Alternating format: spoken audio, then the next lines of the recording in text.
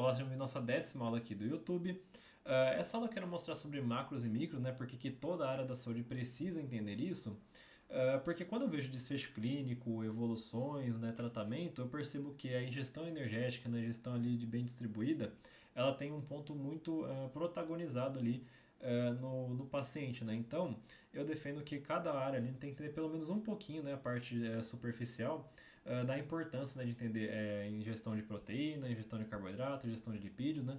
Porque a gente vê muitas coisas fragmentadas por aí, né, sobre informação do que para que serve, como funciona, né, como isso interage no organismo, mas poucos falam, né, sobre algumas interações que são extremamente importantes, né, do desfecho clínico, principalmente dos micronutrientes, né, que é um pouco menos explorado, né, então tem muitas interações bioquímicas ali que é interessante, né, todas as áreas saberem e estarem se comunicando. Então vou apresentar uma aulinha rápida sobre isso só para mostrar a minha visão, né, e o que eu tenho mais a agregar nesse assunto. Primeiramente a proteína, né? Então, sem aminoácido suficiente, a cicatrização não acontece, não importa o quão boa seja a técnica cirúrgica. Né? Então, aqui eu mostro, né, a proteína no contexto cirúrgico. Né? Então, eu fujo um pouco da parte de hipertrofia, de estética, né? E entro mais uma questão um pouco mais de reserva funcional. Né? Na casa impacto ali, dentro da questão de recuperação do paciente, né? Recuperação cirúrgica, recuperação inflamatória, né? Seja quais for, a proteína ela tem um papel essencial em desfechos. Né? Então, a proteína disponível vai envolver muita relação ali do colágeno e fibroblastos, né, que são responsáveis ali pela cicatrização. Então a proteína ela deixa de ter um papel muito menos banalizado, né, que eu vejo por aí, e ela começa a ser enxergada como um marcador, né, extremamente relevante para desfechos clínicos, né, para a recuperação ali do paciente. Então a proteína é extremamente essencial, né, nesse contexto que eu estou trazendo. E né, eu tendo, né, a trazer isso nos meus cursos também, né, como ela pode ser utilizada, né, e manipulada muito melhor pelo nutricionista, né, porque ele entende as demandas, né, as variações de necessidades, com as demandas reais, né, do paciente ali, porque também tem muita confusão, né, sobre qual é a meta proteica correta, né, como que você faz os cálculos, né, então isso pode variar muito de indivíduo para indivíduo, né, e também de condições clínicas ali, né, que podem atrapalhar ou não a absorção, né, ou até mesmo a necessidade ali proteica. Então, né, eu coloco aqui também sobre o limite de escopo, né, e como essa proteína aqui ela acaba sendo muito mais, né, do que é amplamente dito pela internet afora. E agora sobre o lipídio, né, então ele envolve muito cortisol, hormônio tireoidiano não existem sem gordura como matéria-prima. Então, lipídio disponível, precursor hormonal e estrutural, cortisol e tireoide. Então, o lipídio, né, ele funciona com várias indagações ali metabólicas, né, tanto como uma reserva funcional também, né, é bem parecido com a proteína, só que é uma reserva um pouco mais de longo prazo, né.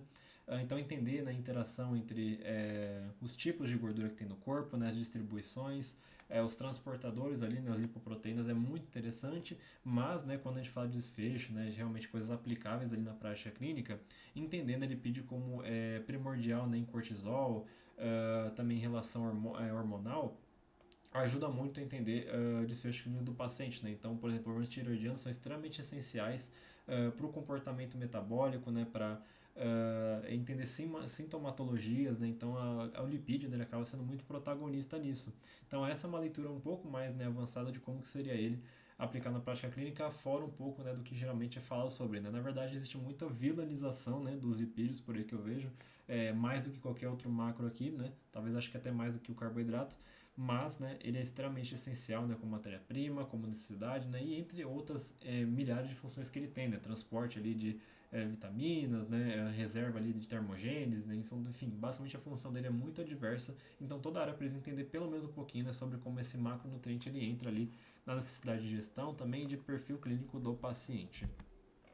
E agora sobre carboidrato e energia, né? Sem energia disponível, nenhum protocolo de reabilitação funciona como foi desenhado, né? Então, déficit calórico não intencional reduz o substrato para a resposta ao estímulo de fisioterapia, mesmo sem a conduta certa, mesmo com conduta certa, perdão.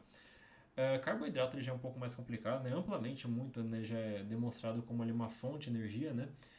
No caso ali é extremamente relevante, né, para a parte também neural, né? Então é substrato energético, a gente fala, né? Energia rápida, energia para treino, né? Então o carboidrato ele tem essa função, mas, né, eu vejo muito sobre déficit, né, sobre condições ali até mesmo de low carb, né? Você reduz o carboidrato e eles podem ter ali N repercussões clínicas, né? Então pode prejudicar o paciente, que pode atrapalhar desfechos, pode atrapalhar estímulos também, né? Então, por mais que a fisioterapia, por exemplo, aqui, né, estou falando de outra área, ela está estimulando ali o movimento, né, uma recuperação, Se não existe ali, né, o carboidrato, né, para remediar a fadiga, né, para remediar tudo isso daí, não tem sentido, né? Não importa o protocolo, não importa ali como funciona, como foi bem desenhado, ele tem papel fundamental ali na gestão do organismo, né, como o corpo ele utiliza substratos energéticos, tudo isso aí vai ter um impacto muito relevante quando a gente fala de paciente, né? Então esse é um macronutriente aí que vale a pena, né, toda a área entender pelo menos um pouco nessas questões aí mais abertas, mais amplas sobre desfechos, né, e pacientes. E agora, micronutrientes com cognição, né?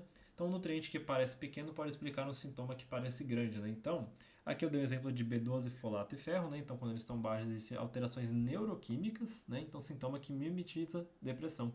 Então, aqui conecta muito com a psicologia, né? Entender a relação de macronutrientes também, né? E micros, porque os micros, eles têm o que eu chamo de sintomas um pouco mais sucintos, né? Na verdade, são sintomas que eles são muito recorrentes, né? Eles são muito adversos, multifatoriais, e que pouca gente relaciona com micronutrientes, né? Então é importante entender, né, que um corpo, né, estado nutricional preservado, bem nutrido, ele tende, né, a ter muito menos propensão no desenvolvimento de doenças, declínio cognitivo, a estar menos exposto aqui, né, a patologias como depressão, né? Então a ideia de micronutrientes, claro que vai muito além disso também, né? Envolve ali capacidade digestiva, né? Envolve muitas coisas, mas aqui eu quero mostrar um exemplo prático, né, de como que é importante, por exemplo, a gente entender um pouco mais, né, sobre a extensão deles, né, como é que eles entram aqui na nossa leitura compartilhada, certo? Então aqui é um bom exemplo, né, de como ela pode afetar inclusive a própria cognição e também sintomas, né, entender e interpretar sintomatologias não só pela perspectiva daquela área de atuação, né, no caso aqui com o psicólogo, mas também um pouco além, né, enxergando esse passo um passo a mais, né, do que pode mais estar afetando esse paciente. Micronutriente farmacocinética, né? Então aqui entra muita parte farmacêutica. Estado nutricional decide como o corpo processa o próprio medicamento, né? Então hipobumina libera mais fármaco livre na circulação. Sarcopenia mascara a função renal medida por creatinina. Vitamina K interfere direto com o anticoagulante. Então entender sobre suplementação, limitação de suplementação, entender sobre biodisponibilidade.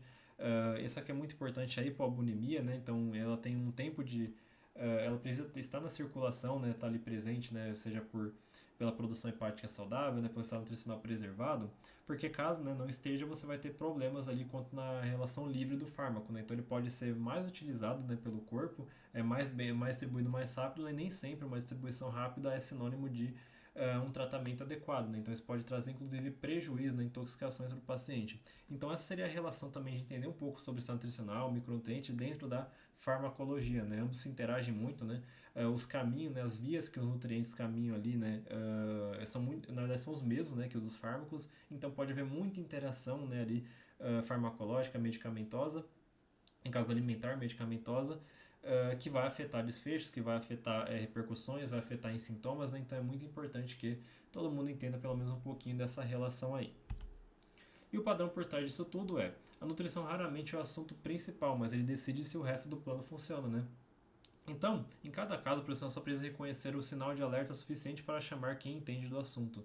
Então, isso que eu defendo também sobre você agregar vários profissionais e entender limitação de escopo, sobre interpretação de escopo, quer dizer, perdão, e também, né, como cada profissional ele contribui com a sua própria perspectiva, né, dentro do que ele estudou, né? Então, eu defendo também que cada profissional ele não vem só com conhecimento sobre aquilo da graduação, ele vem com uma perspectiva afiada especificamente para enxergar padrões, enxergar limitações, enxergar possíveis desfechos, né? Então ele faz na verdade planos mais longitudinais, ele entende o paciente um pouco além, né, do que ele está tratando aqui agora.